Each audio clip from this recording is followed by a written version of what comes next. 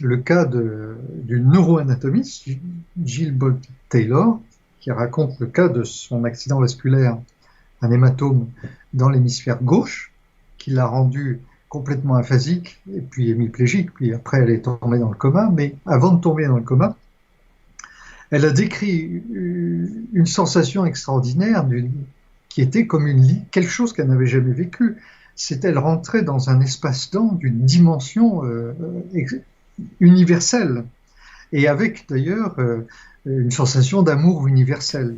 Donc elle décrit ça, c'est un livre qui a eu un grand succès, il y a une vidéo que je cite, et d'ailleurs je renvoie d'ailleurs au lien, c'est une expérience intéressante parce qu'elle a récupéré totalement du langage et elle a pu s'exprimer sur ce qu'elle a vécu, et en tant que neuroanatomiste, pas qualifiée pour pouvoir décrire et comprendre ce qui lui est arrivé. Une expérience proche de ce qu'on peut appeler une alors, NDE. eh bien, écoutez, moi je pense qu'il y a des points communs, en tout cas. Il n'y a pas l'histoire du tunnel, bien sûr, mais une dimension autre, tellement plus vaste, d'un espace de liberté où ses membres grandissaient, n'avaient plus les dimensions réelles, disons physiques communes, et elle avait l'impression de vivre quelque chose d'extraordinaire. Et elle décrit aussi quelque chose que j'ai remarqué, qui m'a beaucoup intéressé, c'est qu'elle faisait en fait des allers-retours entre sa conscience critique et analytique qui disait mais non, tu es en train de faire un accident vasculaire, qu'est-ce que c'est que cette histoire, et toc, elle passait après dans l'autre dimension où tout est amour, elle était en paix, dans une paix extraordinaire, et son accident vasculaire, elle ne s'en préoccupait pas.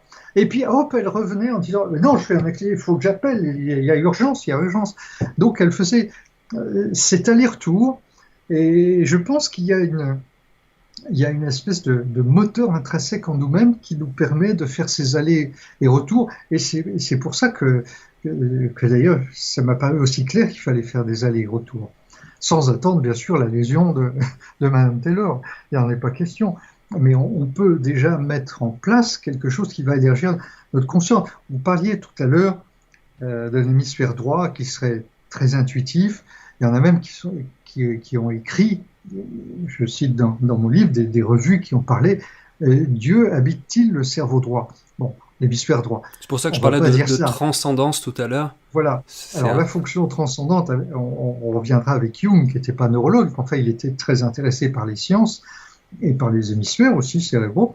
Il n'était pas lui-même neurologue, alors que Freud était un neurologue.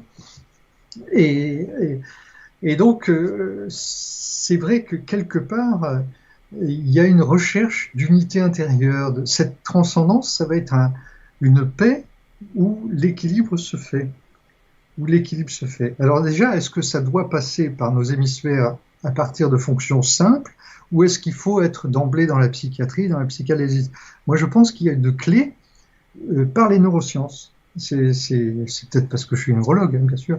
Mais pour moi, c'est une concordance totale entre ce que nous enseigne la neurologie, les neurosciences, et l'œuvre de psychiatres, de psychothérapeutes comme Jung, ce qui est une œuvre majeure à réétudier, parce que dedans, si on décrypte tout ce qui se profile sur après avec les neurosciences, Jung c'était au XXe siècle, après les neurosciences se développent encore aujourd'hui, on s'aperçoit qu'il y a vraiment une cohérence qui va se dégager de tout ça, j'en suis persuadé.